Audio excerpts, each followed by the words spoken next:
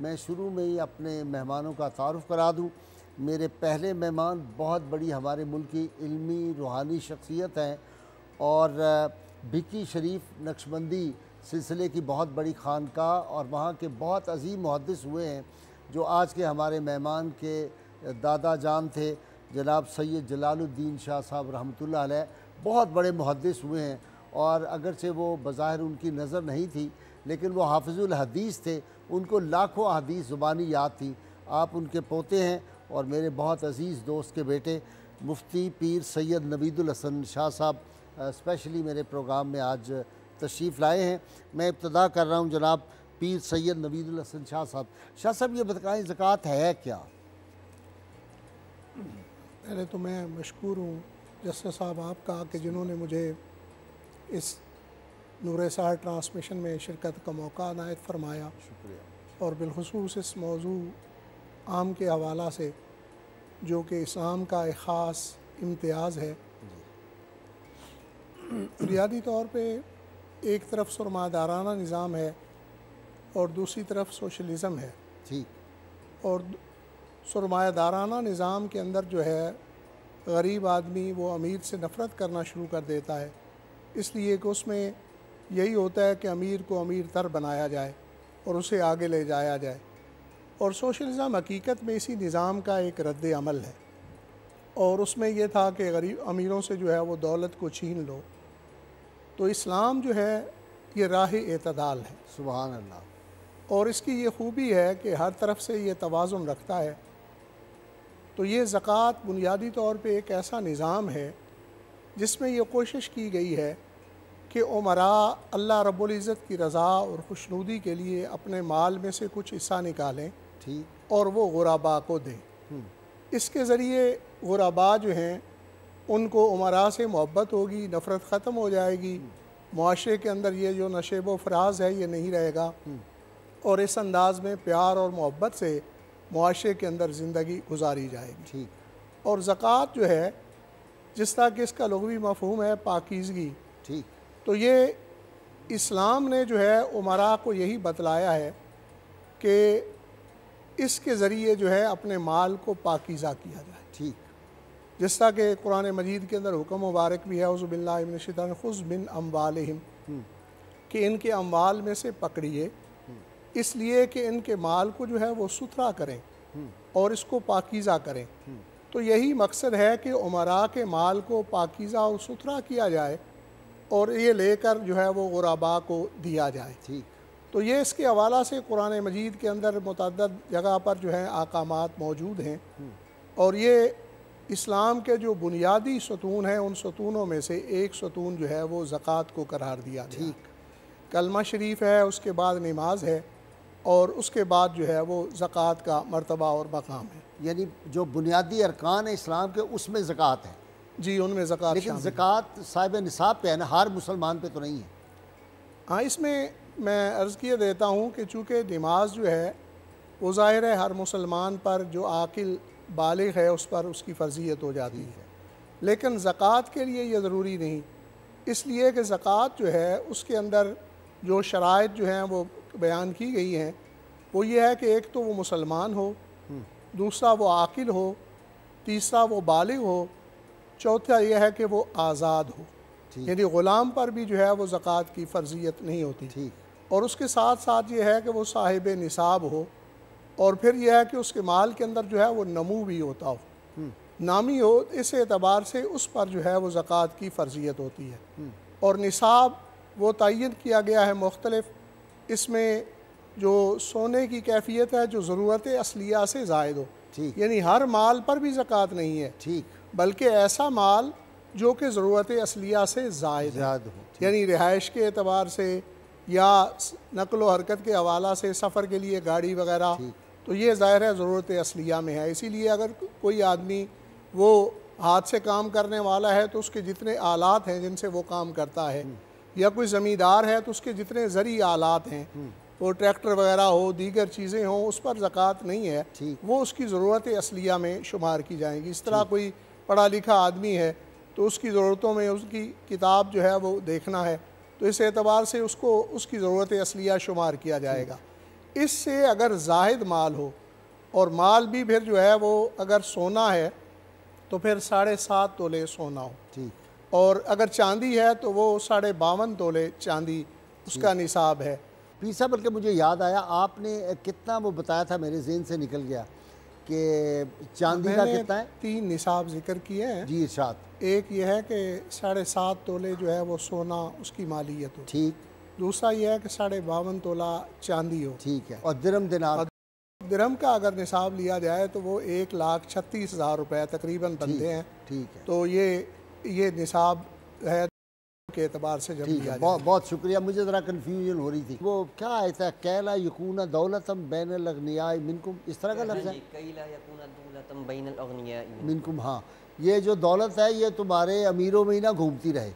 یہ اللہ تعالیٰ کو تو قیامت تک سارے احوال پتہ تھے، مجھے لگتا ہے یہ آیت خاص پاکستانیوں کے لیے اتری، اشرافیہ کے لیے، کہ یہ تمہارے درمیان گھومتی رہے، اپنے بھائی، اپنے بھتیجے، اپنے داماد، اپنی بیٹیاں، اپنے رشتہ دار جو ہے دولت انہی میں گھومتی رہتی ہے اور کس طرف نہ جائے۔ اسی طرح جو اقتدار ہے وہ بھی اپنے خاندانوں میں رہے، کسی اور طرف نہ جائے۔ جی ارشاد۔ بس یہ المیہ ہے کہ ہمارے ملک کے اندر تسلسل سے سرمایہ دارانہ نظام کو جو ہے وہ پروموٹ کیا جا رہا ہے، حالانکہ حقیقت میں یہ ریاست تو اس لیے بنائی گئی تھی کہ لا الہ الا اللہ محمد رسول اللہ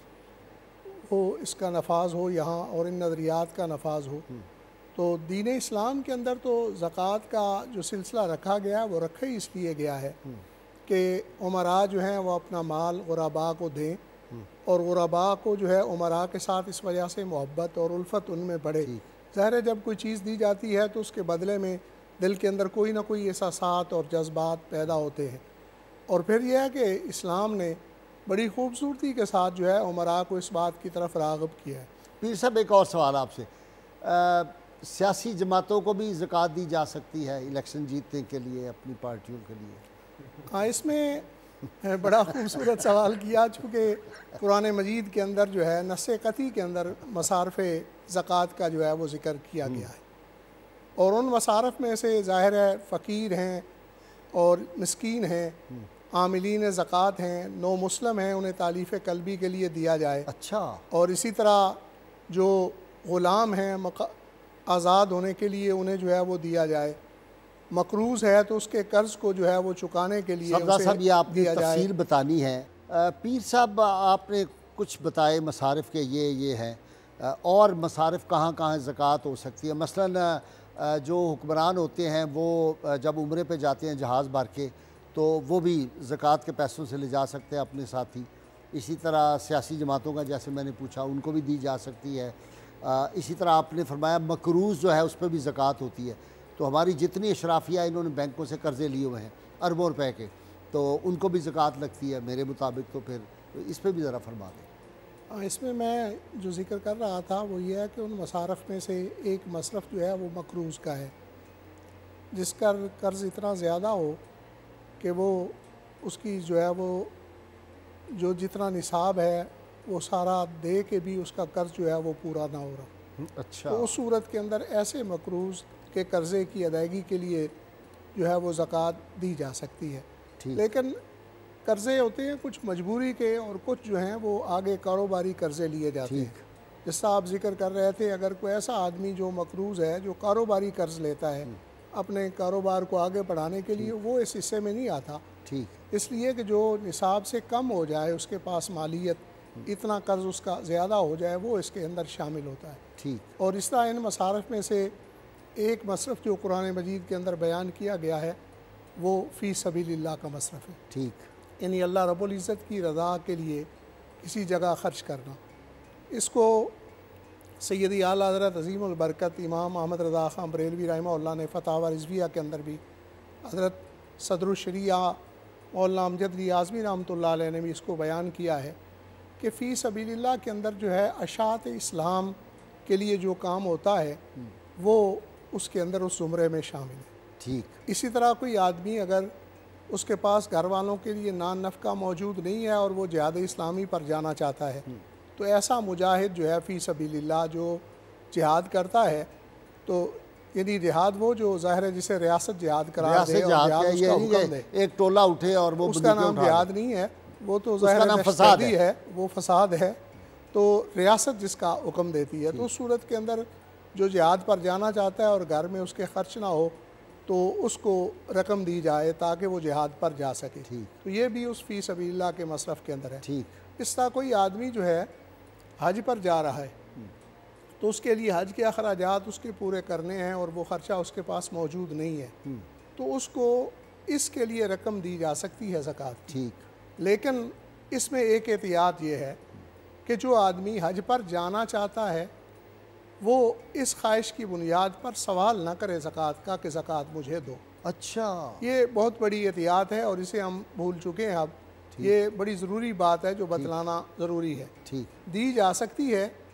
حج پر جانے کے لیے، لیکن وہ مانگے نہ کہ میں نے حج پہ لیکن جانا عمرہ زکوٰۃ بھی دو۔ اس میں شامل نہیں ہے۔ اچھا، فریضہ اس سے مراد ہے، حج کا فریضہ ادا کرنے کے لیے کوئی جا رہا ہے اور معلوم ہو گیا کہ اس کے پاس اس کے اخراجات نہیں ہیں، تو کوئی آدمی وہ اسے دے دیتا ہے اس کام کے لیے کہ چلو یہ حج کی سعادت حاصل کر لے، وہاں جائے گا، میرے لیے بھی دعا کر دے گا۔ آپ نے بھی دیکھا، میں نے بھی دیکھا ہے، عمرے اور حج کے موقع پہ یہاں سے درجنوں نہیں سینکڑوں لوگ بھیجے جاتے ہیں اور ان کو جو لے کے جانے والے ہوتے ہیں ان کی بیچ میں حصہ ہوتا ہے، وہاں کہتے ہیں مانگنا ہے تم نے جا کے وہاں، تو یہ بھی جائز ہے۔ یہ بڑا غلط طریقہ ہے۔ دیکھا نا آپ نے؟ میں نے یہ بھی دیکھا ہے کہ بعض لوگ جو ہیں وہ زکوٰۃ کی رقم سے وہاں جو ہے وہ کھانا تقسیم کر رہے ہوتے ہیں، ہاں ہاں، افطاری کا سامان تقسیم کر رہے ہوتے ہیں، تو یہ نہیں ہوتا۔ زکوٰۃ کی ادائیگی تب ہوتی ہے جب فقیر کا ملک بنایا جائے، مسکین کا ملک بنایا جائے۔ ٹھیک ٹھیک، تو یہ تو اپنا مال ہم اس کے لیے مباح کرتے ہیں اور یہ اس طرح صحیح نہیں ہے۔ بہت اچھا، ہاں، بلکہ یہ کہ اس کے ہاتھ میں دے دیا جائے، وہ چاہے کھانا کھائے، چاہے اسے کپڑا لے، چاہے وہ اپنی تعلیمی ضروریات پوری کرے، کسی اور کام میں لگائے، تو اس کے لیے یہ ضروری ہے۔ اسی طرح آپ ذکر کر رہے تھے سیاسی جماعت کا، تو فی سبیل اللہ کے اندر اشاعت اسلام کے حوالہ سے تو اجازت ہے، لیکن ظاہر ہے سیاسی جماعت ان کے مقاصد مختلف ہوتے ہیں اور ان کے اپنا منشور مختلف ہوتا ہے، تو اس کے لیے یہ نہیں کہا جا سکتا کہ ہر سیاسی جماعت کو جو ہے زکوٰۃ دی جا سکتی۔ پیر صاحب آپ نے کافی سارے مصارف بتائے ہیں کہ یہ جگہ ہے جہاں پہ دیا جا سکتا ہے، یہ بھی ذرا بتا دیں کہ کہاں نہیں دیا جا سکتا۔ جیسے میں نے پوچھا تھا کہ جو ہوتے ہیں ہمارے حکمران وہ جہاز بھر کے لے جاتے ہیں، وزیروں مشیروں کا اور دوستوں کا وہی زکوٰۃ کے پیسوں سے بیت المال سے اس طرح کے بھی معاملات ہوتے ہیں اور ان کو دیا جا سکتا ہے وغیرہ وغیرہ، آپ بتائیں۔ شکریہ، میں گزارش کر رہا تھا اس حوالے سے جو مصارف زکوٰۃ ہے قرآن مجید کے اندر جو ذکر ہوا ان میں سے ایک جو ہے وہ مسافر بھی مصارف زکوٰۃ کے اندر شامل ہے۔ بے شک وہ اپنے گھر کے اندر جو ہے صاحب تمول ہو، نصاب بھی اس کے پاس موجود ہو، لیکن جب سفر کی حالت میں ہے اور اس کے پاس کوئی رقم موجود ایسی نہیں رہی ضروریات اس کی پورا کرنے کے لیے، تو اس صورت میں مسافر کو بھی جو ہے وہ زکوٰۃ دی جا سکتی ہے۔ ٹھیک، لیکن یہ چیزیں ہمارے یہاں رائج ہو گئی ہیں کہ یہ جہاز لے جانا، عمرے کا وفد بنا کے لے جانا، یا اس طرح کی صورتیں جو ہیں ان کے لیے زکوٰۃ جو ہے ان پر وہ خرچ نہیں کی جا سکتی شرعی اعتبار سے۔ تو اس میں جو زکوٰۃ کا معاملہ ہے بنیادی طور پہ وہ چیز ہے کہ اس کے اندر جو ضرورت مند ہوتا ہے اس کی ضرورت کو تو پورا کیا جاتا ہے،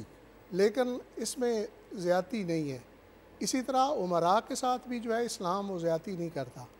بلکہ یہ ہے کہ ان کا جو مال بڑھ رہا ہے، میں نے پہلے شرط ذکر کی کہ نامی ہو مال، تو اس صورت کے اندر اس پر زکوٰۃ ہوتی ہے۔ تو یہ دیکھیں رینٹل پراپرٹیز ہیں تو پراپرٹی آدمی کی اسی طرح موجود رہے گی، لیکن جو رینٹ آئے گا وہ دوسری آمدن کے اندر شامل کیا جائے گا اور پھر اس نصاب کی صورت میں ہوگا تو اس صورت میں اس کی زکوٰۃ ادا کی جائے گی سال کے بعد۔ اسی طرح آلات ہیں کام کرنے کے، کسی کے شعبے کا بھی کوئی آدمی ہو، زرعی ہو، دیگر آلات ہوں، اس کے انڈسٹریلسٹ ہے، اس کے کام کرنے کا کوئی ہے آلات، تو ان پر زکوٰۃ نہیں ہے، اس لیے کہ ایک انڈسٹری سارا سال بند رہتی ہے تو اس کو زکوٰۃ اس سے لی جائے۔ تو یہ دیکھیں کہ ظاہر ہے اس میں جب اس کو نفع حاصل ہوتا ہے تو اس نفع پر جو اس کی آمدنی بڑھے گی اس پر جو ہے وہ اسلام زکوٰۃ جو ہے وہ لیتا ہے۔ ایک میں سوال پیر صاحب سے پوچھ لوں، پیر صاحب میں نے پہلے بھی ریکویسٹ کی تھی، وہ ادارے مذہبی ادارے بھی اگر ہوں، مدارس بھی، جہاں پہ اہل بیت اطہار کے خلاف تعلیم دی جاتی ہے، نعوذ باللہ من ذالک، جہاں پہ یزید کی تعریفیں، اس کو گلوریفائی، یزید بہت اچھا آدمی تھا، ان مدارس میں جو لوگ چندہ دیتے ہیں تو وہ جہنم خریدنے کے مترادف نہیں، آپ کا خیال ہے؟ دیکھیں دینی مدارس کا معاملہ جو ہے وہ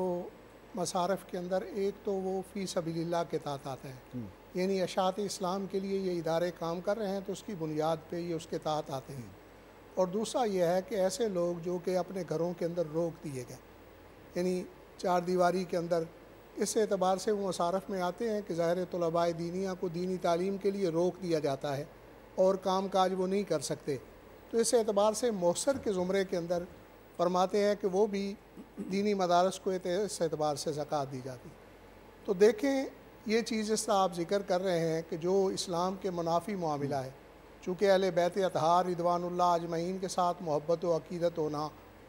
مودت ایمان کا حصہ نہیں،